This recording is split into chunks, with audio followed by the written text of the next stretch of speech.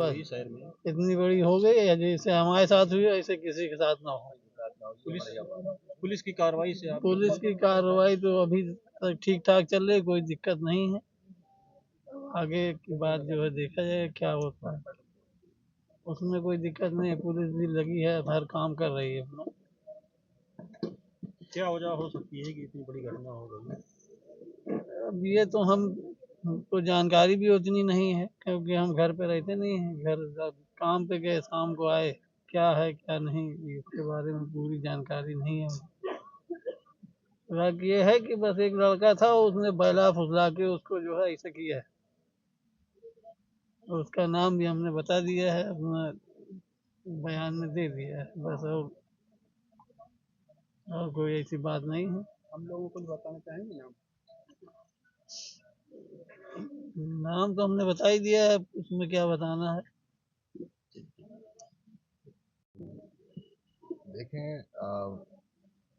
विगत 1 साल से कम लगातार जनपद अयोध्या जी के विभिन्न थाना क्षेत्रों में हत्याएं, बलात्कार जैसे जघन्य और चुनौती देने वाले जो घटनाएं हो रही हैं, इसमें किसी भी तरह का कोई अंकुश नहीं लग पाया। जनपद अयोध्या जी, जहां पर स्वयं माननीय मुख्यमंत्री जी कम से कम 4 बार एक महीने में आते हैं, जिस जनपद में सभी बड़े अधिकारी, आला अधिकारी उपस्थित हैं, जहां पर सरकार का तंत्र मौजूद रहता है, वहां पर इस तरह की घटना, मैं समझता हूं सरकार की इससे बड़ी और कोई नाकामी नहीं हो सकती, और प्रशासन की इससे बड़ी कोई लापरवाही और नाकामी नहीं हो सकती। जिस प्रकार से लोगों का हौसला बढ़ा हुआ है, और मैं तो सुनता हूं और आप भी सुनते हैं, और मीडिया के माध्यम से ये प्रचार किया जाता है कि इस तरह की घटनाएं करने वालों को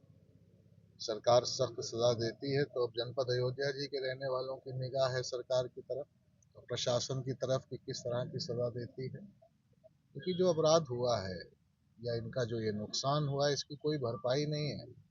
लेकिन ऐसा नहीं कि ये आखिरी बच्ची थी, हमारे आपके परिवारों में भी बच्चियां हैं। अगर इस तरह के अपराधियों को अंकुश न लगाया गया, उनके खिलाफ नज़ीर बना देने वाली कार्रवाई नहीं हुई, तो ये घटनाएं नहीं रुकेंगी। और आम जनता को इस बात का एहसास हो चुका है कि जनपद अयोध्या जी और उत्तर प्रदेश में हम असुरक्षित हैं। विशेषकर महिलाओं को, बच्चियों के साथ जिस प्रकार की घटनाएं हो रही हैं, ये कहीं न कहीं असुरक्षा का एहसास कराती हैं, सरकार की और प्रशासन की नाकामी का एहसास कराती हैं। हम सबकी निगाह है प्रशासन के ऊपर भी। प्रशासन को कठोर से कठोर कार्रवाई करनी चाहिए, और इस तरह की मानसिकता के लोग जो इस तरह का जघन्य अपराध इतनी छोटी और मासूम बच्ची के साथ करने वाले लोग हैं, उनके खिलाफ कार्रवाई भी इतनी बड़ी होनी चाहिए कि दोबारा, कम से कम रहती दुनिया तक दोबारा कोई इंसान इस तरह की हिम्मत अपने अंदर या हौसला अपने अंदर ना ला पाए। अफसोसनाक बात है, और अफसोसनाक बात इसलिए भी है कि इतना महत्वपूर्ण जनपद है हमारा, जहाँ पर इतनी सारी सुरक्षा और इतनी सारी व्यवस्थाओं का दावा है, और इतनी सारी सुरक्षा व्यवस्थाओं के दावे के बाद जिस तरीके से अपराधियों द्वारा एक नन्हे से फूल को पांव तले कुचलने का काम किया गया है, इसकी जितनी भी निंदा की जाए उतनी कम है। और सरकार से और प्रशासन से हम लोगों की मांग है कि अविलंब इस परिवार को 5 करोड़ की आर्थिक सहायता प्रदान की जाए। जो दोषी हैं उनके खिलाफ सख्त से सख्त कार्रवाई सुनिश्चित कराई जाए, और पब्लिक में उनके खिलाफ इस तरह का संदेश जाना चाहिए कि सरकार का थोड़ा बहुत इकबाल बाकी रह गया है, जो कि पूरी तरह समाप्त हो चुका है।